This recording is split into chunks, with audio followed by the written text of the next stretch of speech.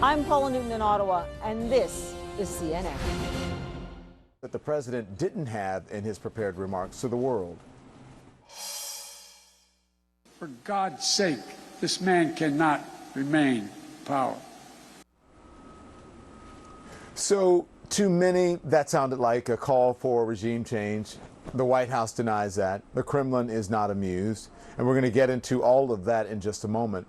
But something to keep in mind. Perhaps above all else tonight, Ukrainian officials now say at least 136 children have died on Ukrainian soil in this war.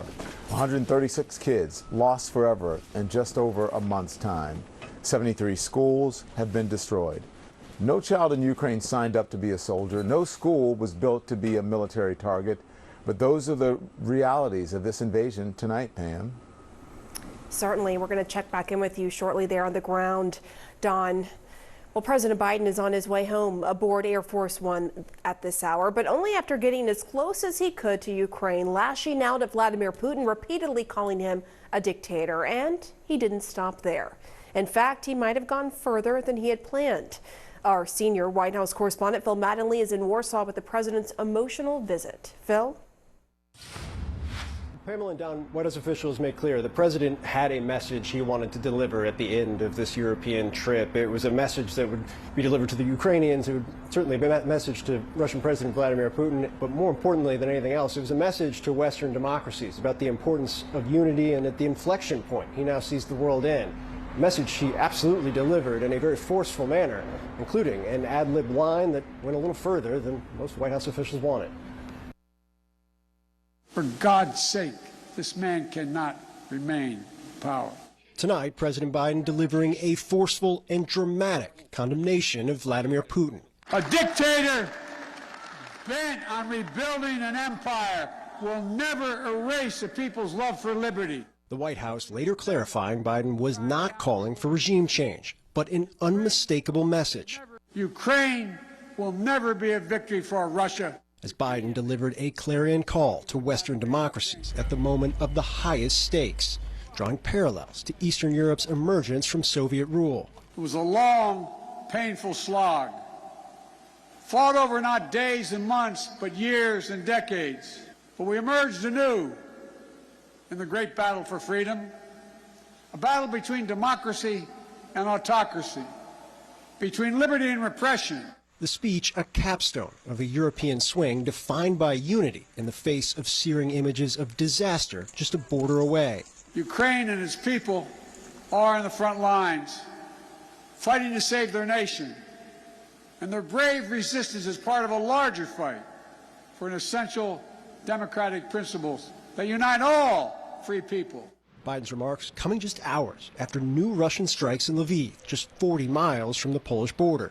And as Biden's caustic view of the Russian president grows even darker. You're dealing every day with Vladimir Putin.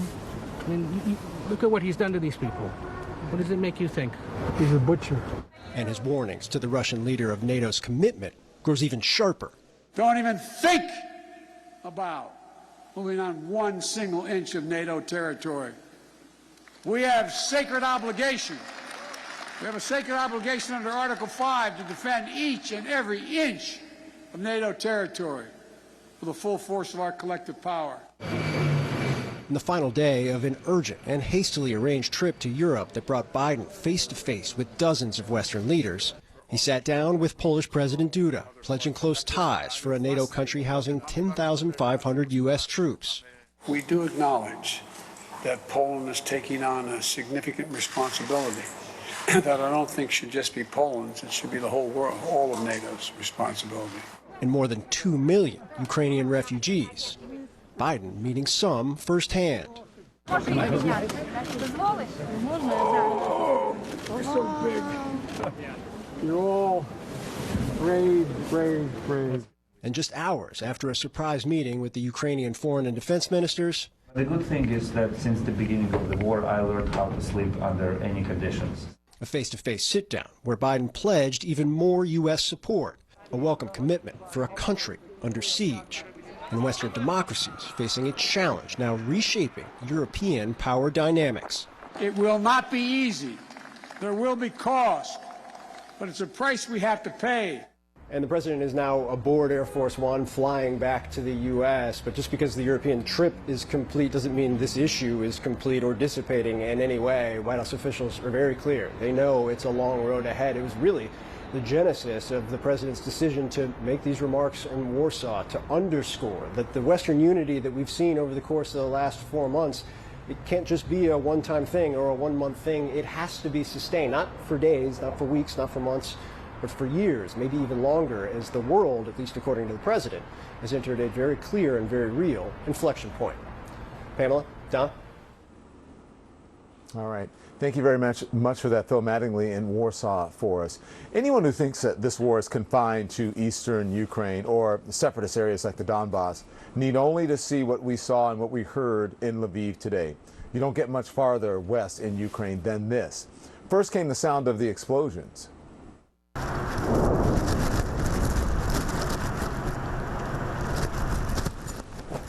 So we thought that this was far away, but it only took us a few minutes to make our way to the scene. A fuel depot hit by one of at least 2 missiles that slammed into Lviv. At least 5 people were hurt. The mayor of Lviv calling these targeted strikes.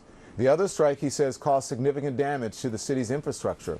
We saw a residential neighborhood only a block away from this attack.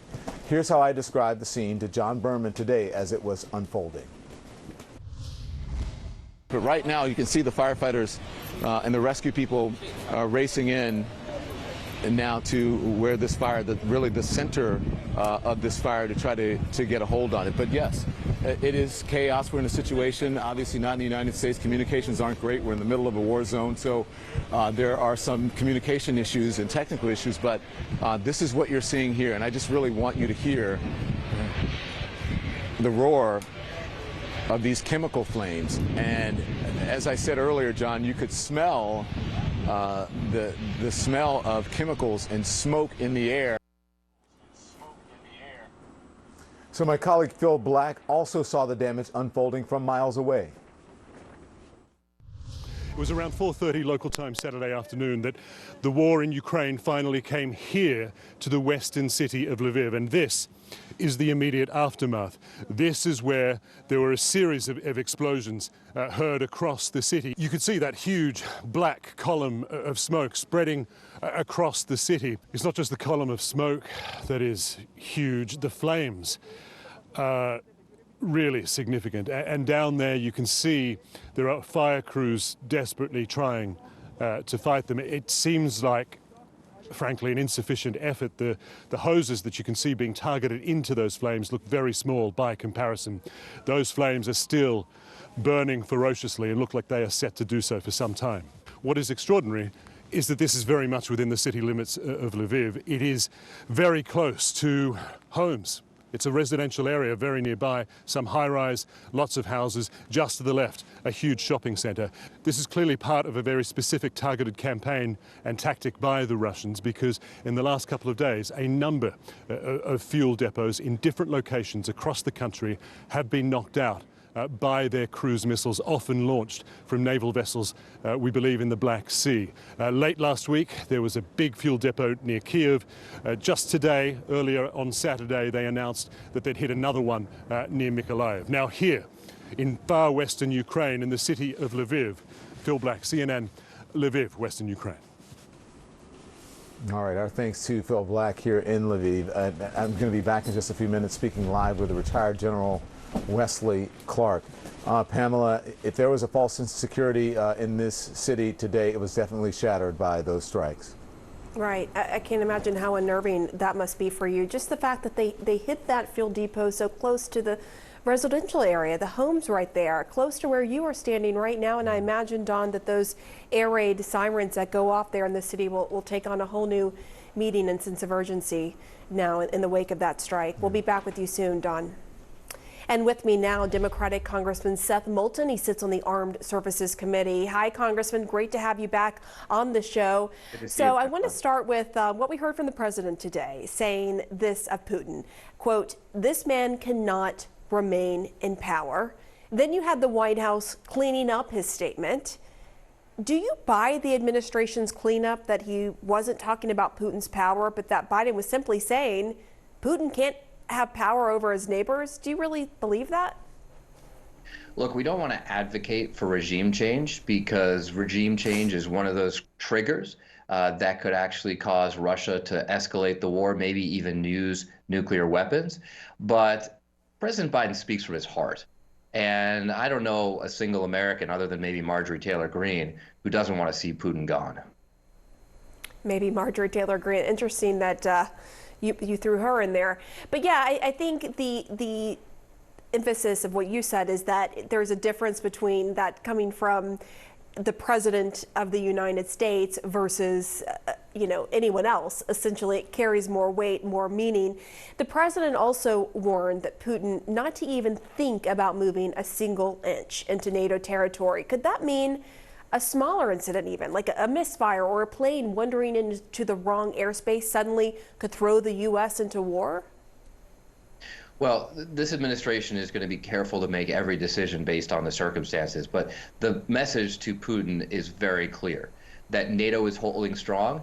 Don't think that NATO is being weak here. And there's no reason for Putin to think that, but it's a message that we need to continue to drive home. NATO is standing strong. You see that through the sanctions. You see that through the unprecedented coalition that's come together, not just even within NATO, but NATO leading the entire globe to stand up to Putin's illegal war. But I think that Putin, in a strange way, is actually looking to escalate things with NATO.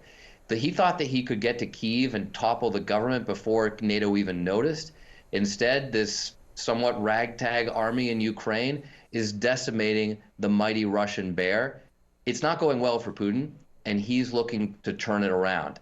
It's a much easier sell for Putin to tell his people that this is a war against NATO than a war to just topple Ukraine, where, of course, many Russians have friends, family, a lot of people they know. So with that in mind, that is the backdrop. I want to get your take on what we just heard from this top Russian general. Given your military experience, Congressman, he claimed the encirclement of Ukrainian cities has been a deliberate plan to throw Ukrainian forces off so that the Russians can secure the Donbass region. What do you make of that?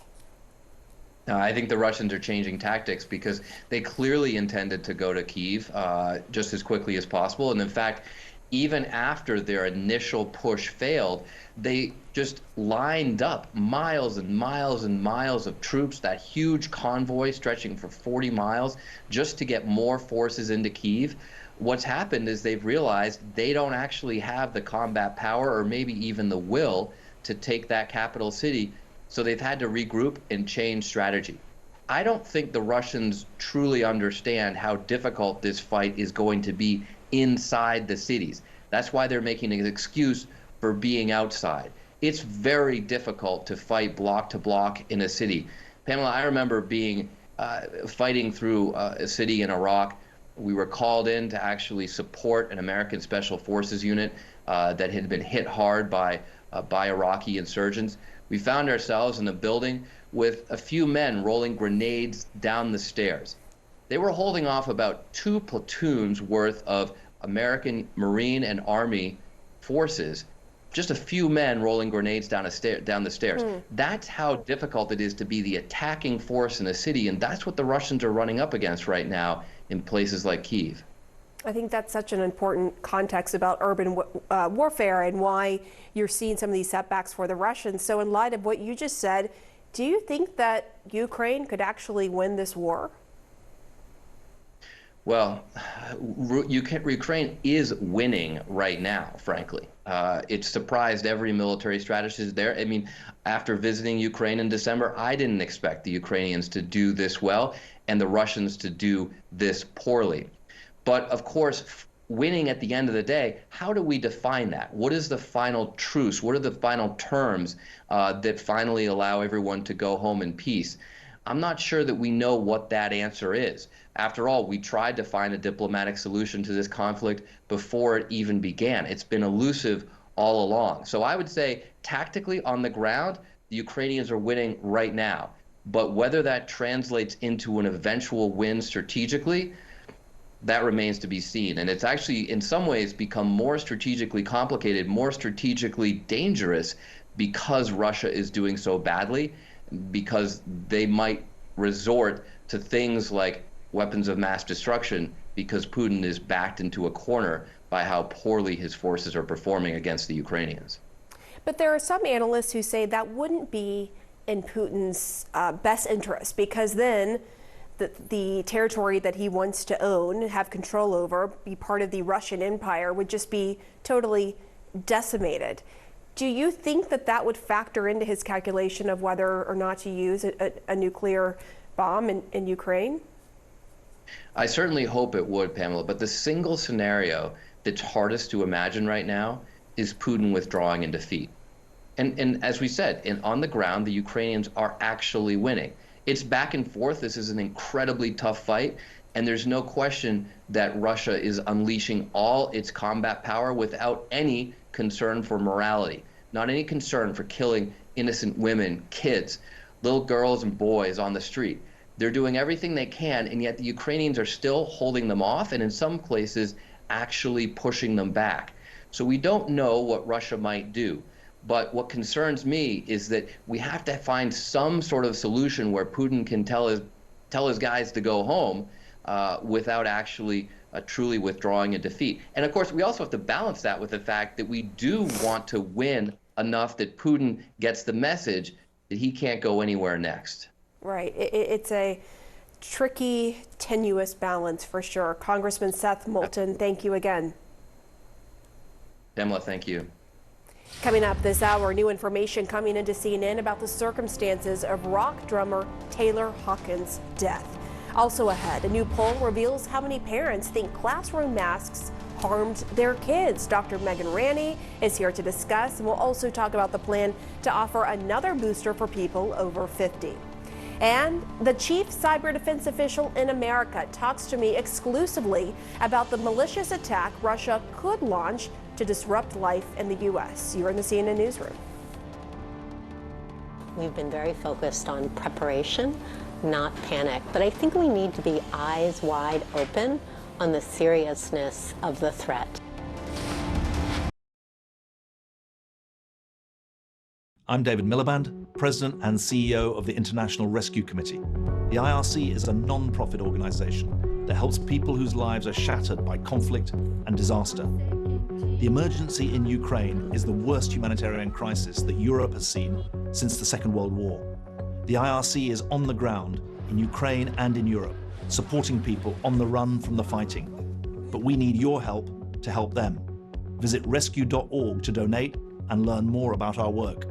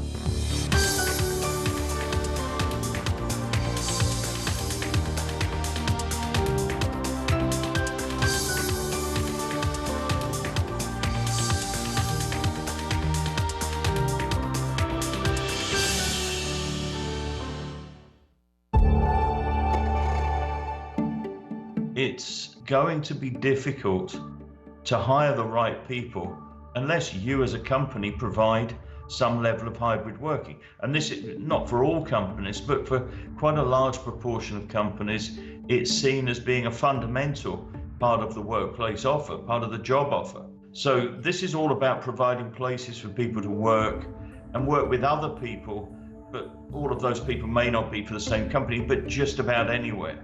And it's that flexibility of the workplace that's what companies and people are looking for. A revolution is the way to describe it, because it's a fundamental change to the way people want to work and companies want to support their workers. And it's a permanent change, and it will be one of the lasting legacies of the pandemic.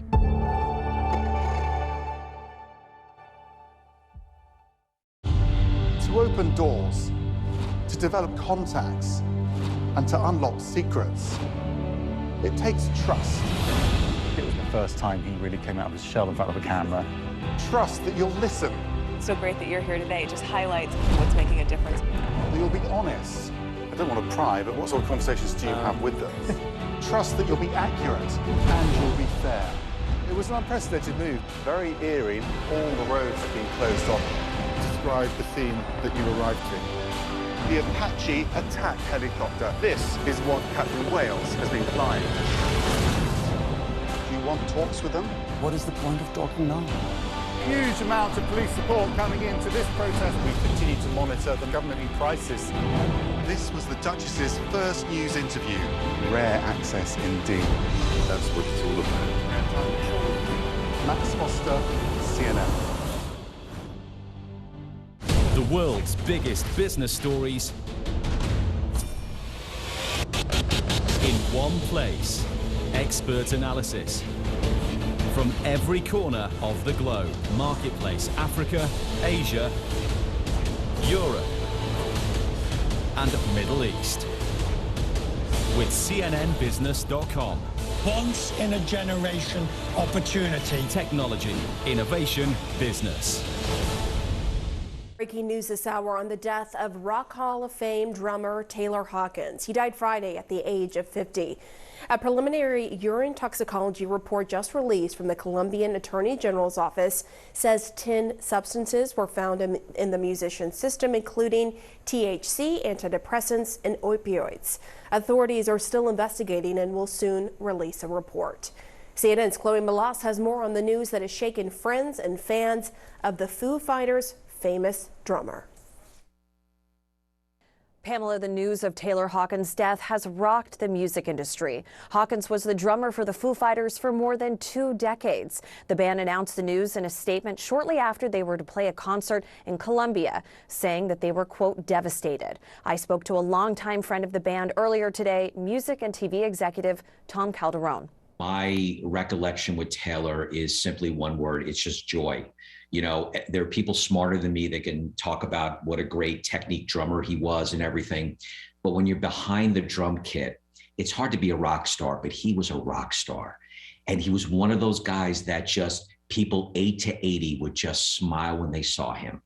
And there was a way of working with him, this definite self-awareness that he knew that he was a rock star. He knew that people loved him and loved the music, and he had a responsibility to his fans, but he also was a geek. He was also that music geek that would ask you questions about other bands that would come into MTV or VH1, or he would talk to you about Headbangers Ball or what have you, and just got to a place where you just realized this guy is just an incredible music fan and pop culture fan. Speaking of Dave Grohl and his relationship with Taylor, I've heard it described as like a brother type of relationship. How do you think Dave, you know, the loss of Kurt Cobain, now this, what do you think is going through his mind right now?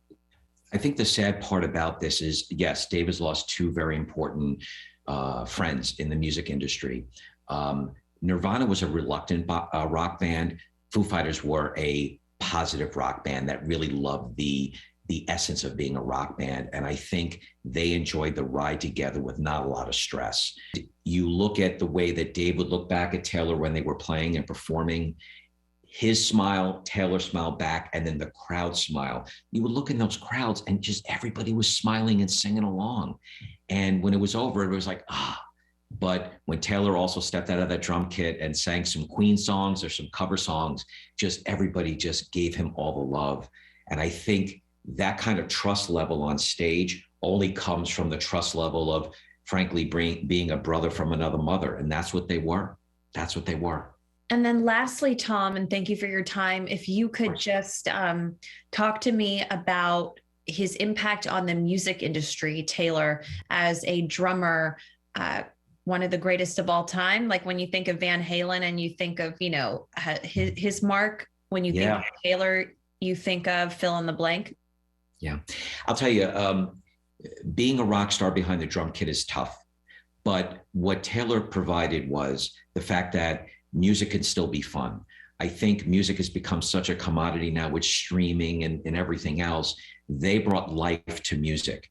I think there was not one person that didn't plan their summers around a Foo Fighters concert whenever they went on tour. I don't think there was anybody that missed a Foo Fighters concert when they came to town because the joy that they brought. And I think what Taylor did was bring and elevate a musician like a drummer to say that they can be a personality. They don't have to necessarily always be a hired gun. And there's very few of them out there. You could say Lars from Metallica and drummers like that are personalities and that frankly could do great interviews. Taylor was great on camera. I mean, you saw him in the movie Studio 666.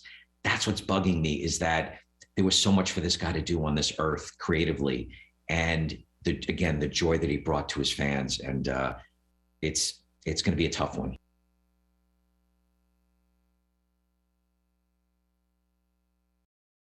This is CNN. More people get their news from CNN than any other news source. The world's biggest business stories in one place. Expert analysis from every corner of the globe. Marketplace, Africa, Asia, Europe, and Middle East. With CNNBusiness.com. Once in a generation opportunity. Technology, innovation, business.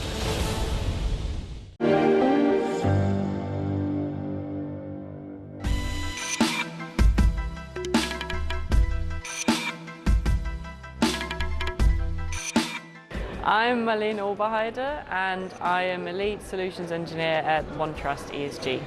What's really great about leaders coming together at events like this is that you can really have that conversation amongst peers. You can learn from each other's expertise. And at the end of the day, sustainability, to me at least, shouldn't be a competition between companies. It is about collaborating. It is about working together to be more sustainable, to reduce our carbon footprint, to achieve the targets that we need to achieve as society at large. And therefore, having events like this, having this exchange, having discussions, and learning most of all is very, very valuable, and it's great to be back face to face after COVID as well and be able to look each other in the eye and have those important conversations. No matter where you are in the world, there is a clear pattern on how governments and leaders use the power in their hands. Will this change Europe? Demonstrations erupted over unemployment. There could be some very serious national security questions. Living and working in the US right now gives me an important perspective as an outsider looking in. I'm Robin Kerno in Atlanta, and this is CNN.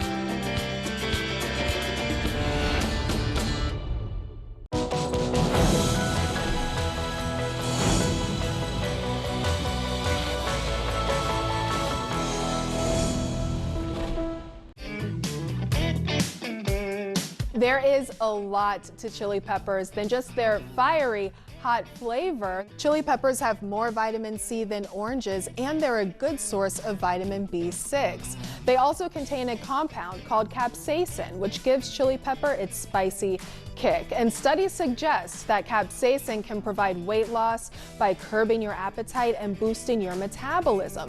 Capsaicin has also been associated with a lower risk of heart disease and cancer. Acidic ingredients can help neutralize the spice.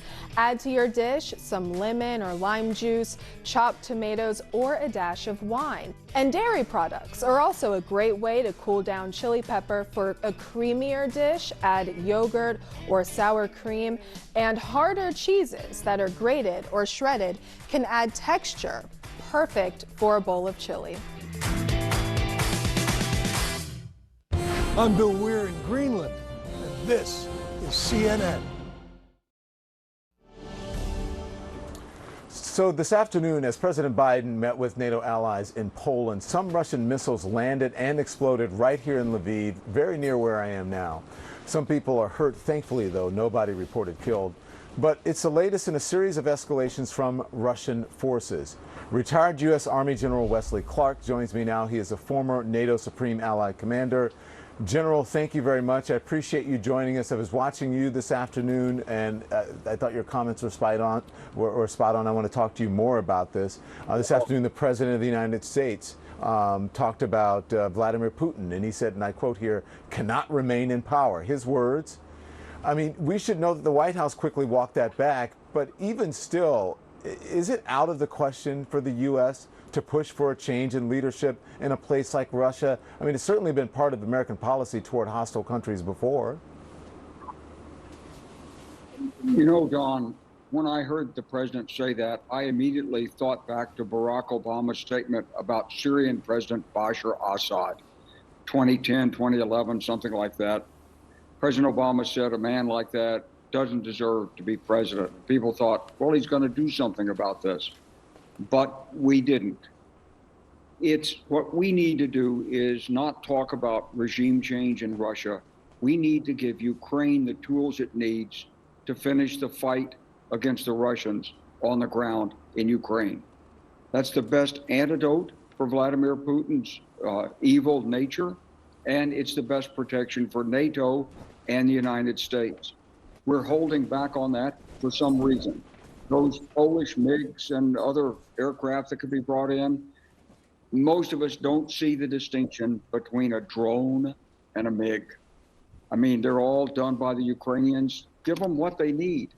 There's a narrow window of time right now in which the Russian forces are sort of reeling back, and the Ukrainians have begun attacks, but without enormous supplies of weapons, ammunition, and increasingly fuel, those Ukrainian counterattacks are not going to eject Russia.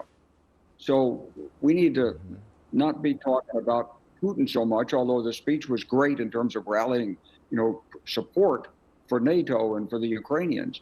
But the actions have to be directed at assisting the Ukrainians. I want to talk about those missile strikes this afternoon here in Lviv, and it wasn't too far from the border with Poland. As a matter of fact, obviously not too far from where we are. In addition to targeting this city, are these missile attacks a way for Russia to send a message to NATO and its allies by striking especially so far west into Ukraine? I think they do send a message. There's no doubt about it. But I also think that this is part of Russia's finally coming to grips with the realities of what's happening to it in Ukraine. I think they began this war without understanding the need to do strategic targeting on military relevant targets in Ukraine. So in the last few days, we've seen them striking fuel depots. Okay, that's a valid military target. If the Ukrainians don't have fuel, they'll have trouble doing counterattacks. I think the next set of targets is going to be something like the electricity grid. They're already trying to take out the telephone towers. So these are targets that probably the Russians they didn't have their planning in order. Their command and control has been weak, but they're catching up. So yes, there's a political message behind this, but don't doubt the seriousness of Vladimir Putin's intent to defeat Ukraine and take it over. That's the key. And the Ukrainians are bound and determined not to be forced into some compromise, let's say by certain European countries, to say, oh, just give up part of our country and maybe this horrible war will start. I'm hearing from my Ukrainian friends that they're not buying that. They want to defeat Russia. They're just asking for the military support they need. Yeah, well, let's talk about that because not long after those strikes, the mayor here in Lviv gave a public statement calling for air defenses to protect this city. What can the United States or its allies offer other than what they're doing now, considering their non-member status of Ukraine? Well, first of all, they can do more intelligence sharing than they're doing. Secondly, they can stop the silly discussion of backfilling SA-300s and so forth. Get the SA-300s in there, get the other air defense systems that are available on the commercial market, get them in there. we've got a lot of so-called friends and allies that are actually holding out on us when we're asking them for support for Ukraine. And it's as though they don't understand that this rules-based international order is what's keeping them afloat too. So they're kind of fence sitting right now. The third thing, Don, is we need to be able to give Ukraine the air support it needs. Doesn't have to be NATO air, doesn't have to be NATO pilots, but they just need the aircraft. If they've got additional aircraft, they can keep the reconnaissance at bay, and there'll still be some missile strikes that get through, but that would give them the support they need to be able to handle the Russian forces that are currently bogged down around Kyiv and in the south. All right. General Wesley Clark, thank you so much. We'll see you soon. Appreciate it. Thank you, Don. Pamela, back to you. All right, thanks so much, Don. Well, government officials are warning Americans about the threat of Russian cyber attacks. Next, my one-on-one interview with the head of U.S. cybersecurity. Americans everywhere need to take this threat very, very seriously. This is the result of one single blast. 3.3 million Ukrainians have now fled this country. You don't have to go far to find a family who has been displaced. We just heard an air raid siren ring out. We run down for cover. It is hard to imagine life returning here. In Kiev, Dnipro, Poland. This is CNN.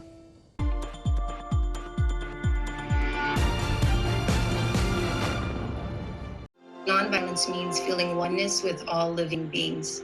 And part of that is wanting freedom for all living beings. My name is Sadhvi Sadali Shri. I'm a Jain monk and filmmaker based in Dallas, Texas. I became a Jain monk in 2008 after serving in the Iraq War. I was deployed and I experienced a lot of violence. And I experienced it emotionally and mentally when I came back going through PTSD.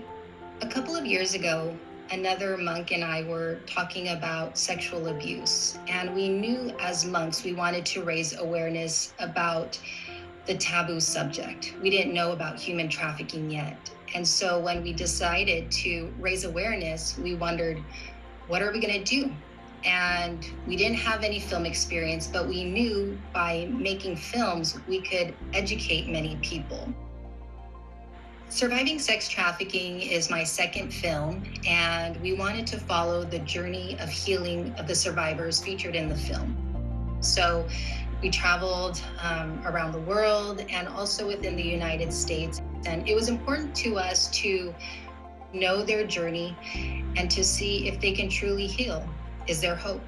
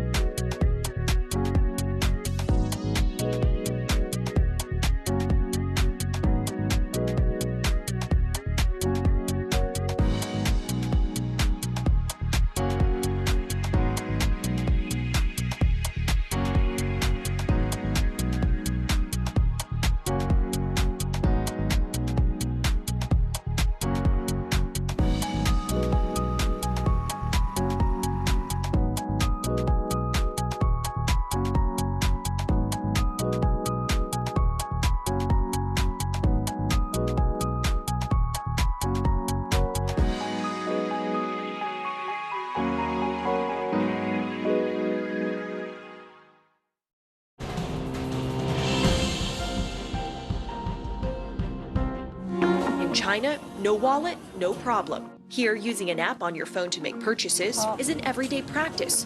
The industry so far has been dominated by private companies. That could soon change. China's new digital currency, known as the Yiyuan, made headlines at the Winter Olympic Games, a centralized virtual form of currency that can be used just like money across the country.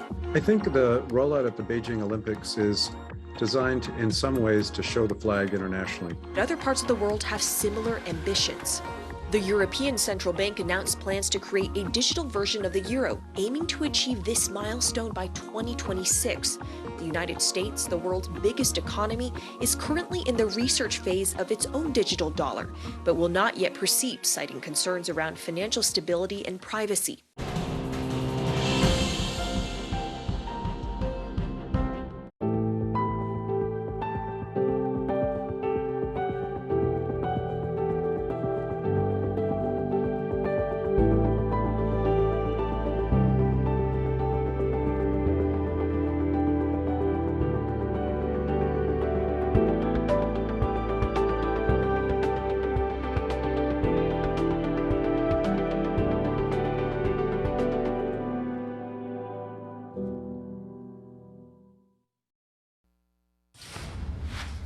In our high-tech world, warfare is no longer limited to just battlefields and artillery. Cyber attacks are a real and growing threat. Just Thursday, the Justice Department accused 4 Russian officials, members of a Kremlin security service called the FSB, of cyber attacks on critical U.S. infrastructure between 2012 to 2018, including a nuclear power plant in Kansas. In a CNN exclusive, I sat down with Jen Easterly, an American intelligence and former Army official who is now director of the Cybersecurity and Infrastructure Security Agency called CISA. And I began with a question about what that indictment indicates. So what I'll say is, and I think the most important thing to understand here is the threat is very real.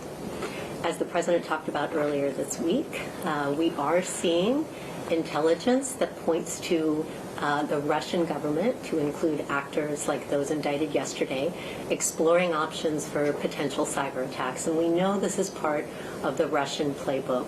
So the indictment yesterday, I think, just further reinforces that Russian malicious cyber activity is a severe and persistent threat to critical infrastructure around the world, to include here in the homeland. It was pretty unprecedented to see the President of the United States earlier this week make a specific statement about Russian cyber activity and a focus on exploring options for potential cyber attacks. So why should Americans care about that? Well, at the end of the day, these networks, these systems, this data, this is really what underpins our daily lives. It's our power, it's our water, it's how we get money from the bank, it's how we get gas at the pump. It's how we get food at the grocery store.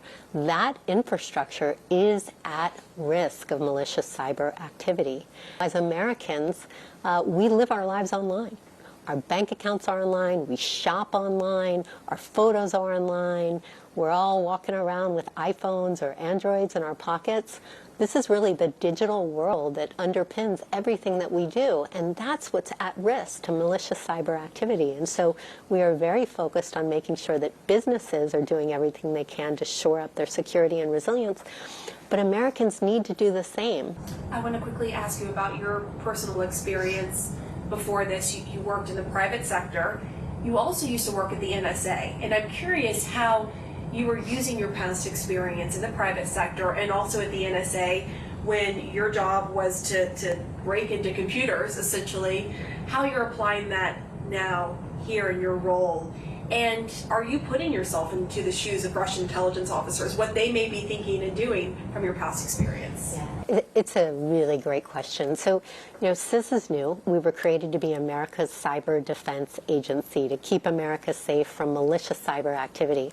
It's really important to understand how adversaries think. I like to talk about it as adversarial empathy. And so being on the offensive side, having been working at the National Security Agency, standing up the Army's first cyber battalion, helping to stand up U.S. Cyber Command, you understand how cyber actors operate. And understanding that adversarial playbook often makes it easier or at least helps to facilitate an understanding of how you put your defenses up, how you go shields up.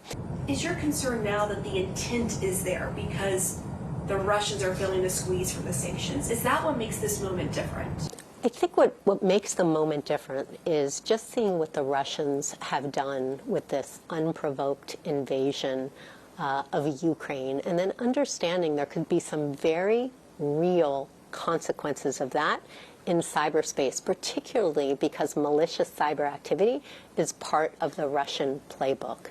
And so there could be unintended cascading consequences from Russian attacks, cyber attacks in Ukraine, in Europe. There could be an uptick in ransomware activity, and there could be deliberate retaliatory attacks for the very severe, very punitive sanctions that the U.S. and our allies have come together as a community to levy on Russia. And the Russian government may feel like they can use these capabilities, this preparatory activity, the exploration for potential cyber attacks, to have a real impact on the American people. So you talked about putting yourself in the shoes of a Russian intelligence officer. What kind of pressure do you think they're under from Putin right now? Yeah, I would imagine they're under intense pressure, just given that the invasion, I don't think, has gone as Putin would have liked or expected. And so I would imagine that there is a lot of pressure, a lot of stress on not just the Russian military, but against the Russian intelligence officers, because in my view, he was probably ill-advised on how well this unprovoked invasion was going to go. And some of that is due to the incredible courage and bravery and resilience of the Ukrainian people. But some of it, I think, was just a miscalculation on the part of the Russian government. And coming up later, more with Jen Easterly and the simple things that you can do to protect your own data from cyber attacks. Well, Americans over 40 could soon be allowed to get another COVID booster shot. I'm going to ask Dr. Megan Ranney if we're going to all wind up needing another booster soon. She joins me next.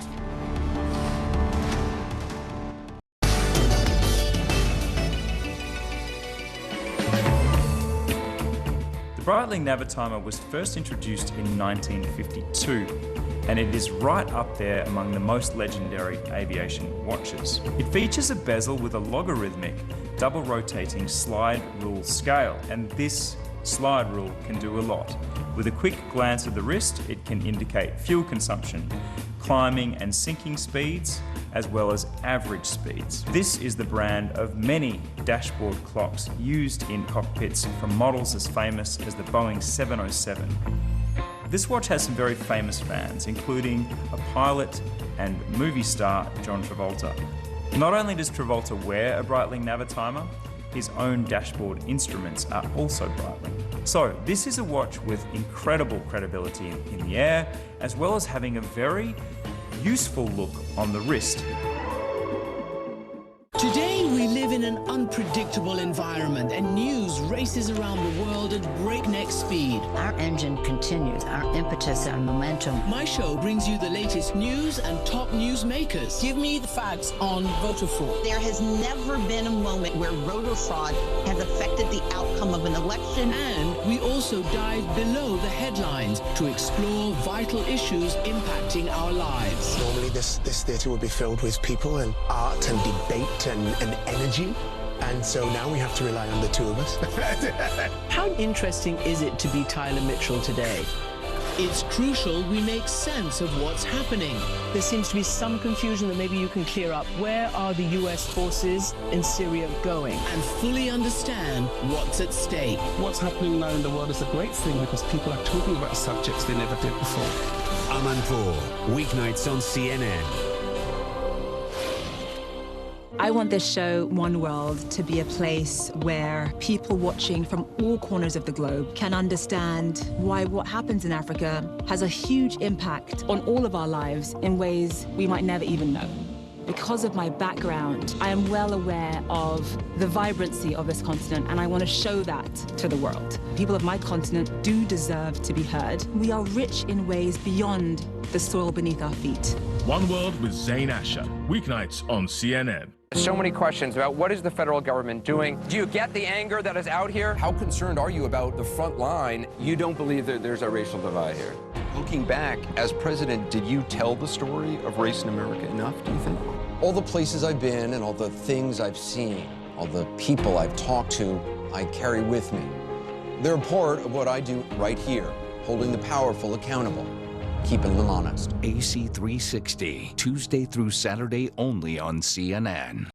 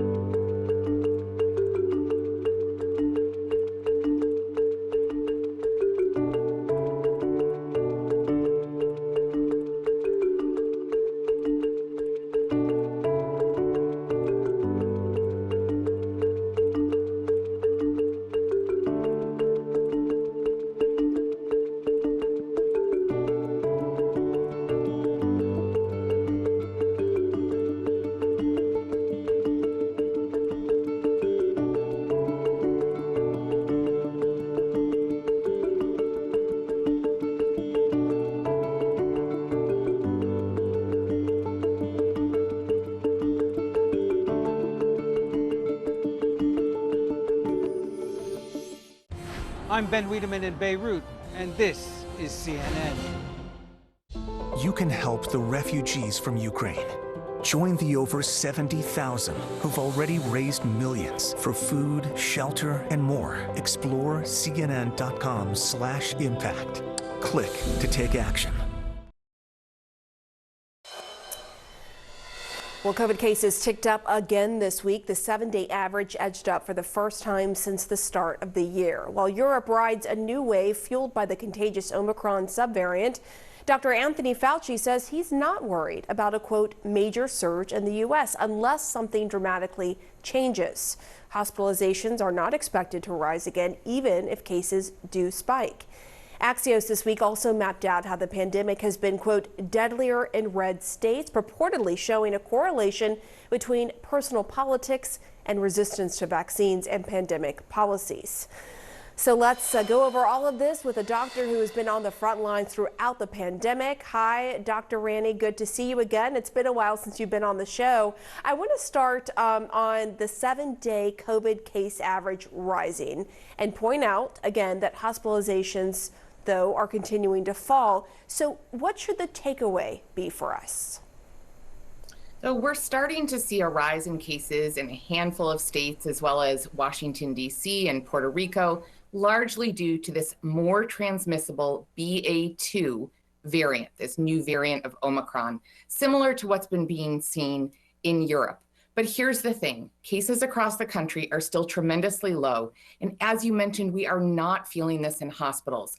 I worked in my emergency department last night. I talked with colleagues across the country. This is not like last fall where we felt this sense of impending doom. So for today, the big takeaway is press on Congress to reinvest so that we have adequate monitoring of cases and adequate resources in case there is another surge.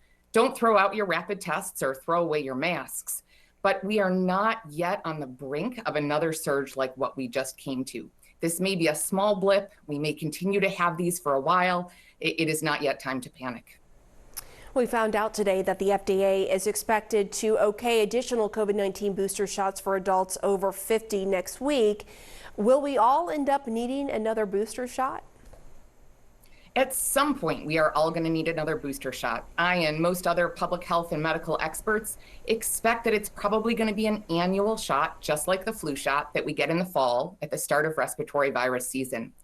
There may also be times when there are new variants or new surges where we ask everyone to go out and get a booster right away. Again, today is not that day for most Americans. This new approval is just going to give us the flexibility to ask for that if and when it's needed.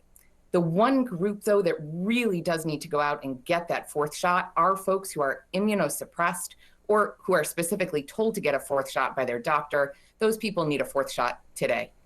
I want to ask you about this new poll that's out. This is according to a new Harvard poll. 40% of parents think wearing masks at school harmed their kids. What is your reaction to that? It's unfortunate that folks feel that way. I mean, honestly, nobody loves wearing a mask. Also, nobody loves being in a car seat or putting their kid in a car seat.